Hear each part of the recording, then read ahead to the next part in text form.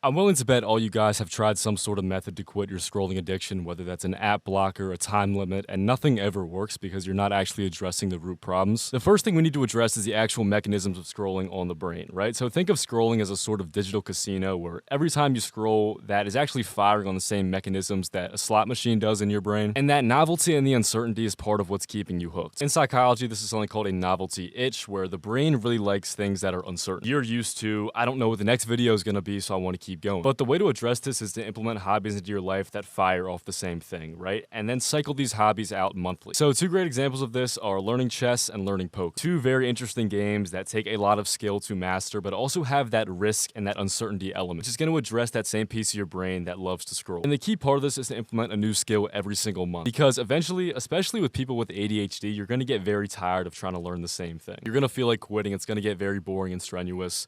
So don't try to aim for a complete mastery, try to just get your mind off of the phone. Try to pick up some new things that may interest you and make sure they're addressing the piece that is actually holding you back. Believe it or not, scrolling actually makes your isolation issue a lot worse. When you scroll on your phone, you watch a video, you get a false sense of community. You get a feeling like you're actually a part of something, that you are in a social situation when you're not. And it can actually be very harmful when people start to develop these parasocial relationships with influencers. But your brain thinks it's getting the community aspect that it loves and craves, and when it's not. And that's part of the reason you can feel empty after scrolling, or just disconnected in general from the real world. So very simply, the way to address this is just to meet people. And some places where you can find some great friends are in an MMA class, some sort of intramural sport, or just any sort of class or club in general. Now, I know that kind of sounds like cookie cutter basic advice, but I promise you, scrolling and the isolation that comes from scrolling is doing a lot more damage than you know. And if you struggle with that emptiness feeling, that void inside of you, it's probably a lack of community and a lack of belonging. So try this out, and I guarantee you it's a huge step in addressing the problem. In psychology, there are two terms called soft fascination and hard fascination. And essentially, soft fascination is when you are engaged in something without a lot of effort. Imagine watching a plant grow, or slowly contributing to something that will have results over time. While hard fascination is when you are extremely engulfed in the task that feels like it's producing a lot of effort, i.e. scrolling. And there are a ton of studies to show that over time, soft fascination actually improves focus and attention. Think of it as a way to charge your brain when it's on low battery. If you start gardening, over a few days or the course of a few weeks, your brain will start to regain long-lost attention because you are putting effort into something, but not actually fully engaged. And to unwind from a long day of work, most people choose hard fascination. But the biggest and highest ROI habit you can pick up is adding more soft fascination into your life. Pick up a hobby like gardening, like walking, like cooking, things that do not have an immediate payoff, but also aren't super hardcore. You can do it when you're very tired, when you just want to relax and unwind a bit. And I promise you, it will leave you so much more fulfilled than scrolling.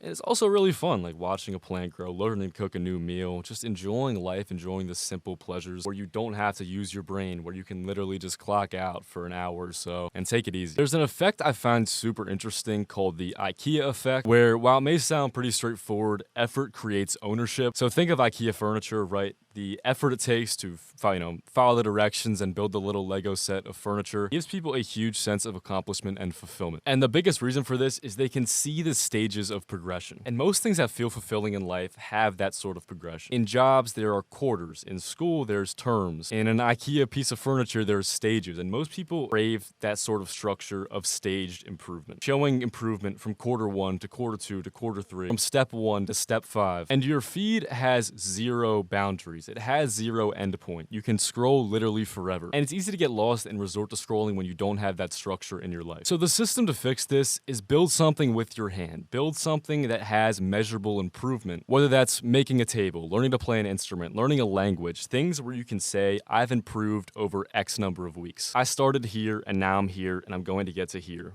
Because most people are just missing that from their lives entirely. They're missing some sort of goal, some sort of end post that marks their progression. And when you don't have that, you're so much more susceptible to just going back to bed and rotting because you haven't seen the progress you've made, or on the reversal, you haven't seen the progress you have lost by scrolling. So it's pretty simple. Pick one of these from each of these 4 categories because they each target a different part of scrolling that your brain likes. Because as we know, cold turkey is not the way to approach things. The best way to get rid of something is to replace it with something productive and beneficial. You don't have to completely rewire your life to do this. Pick a few things that interest you, get off your phone, and start today. If you guys are interested in working with me one-on-one, click the link in the description or join the Discord to talk more. Thank you guys so much for watching, and I'll see you. Peace.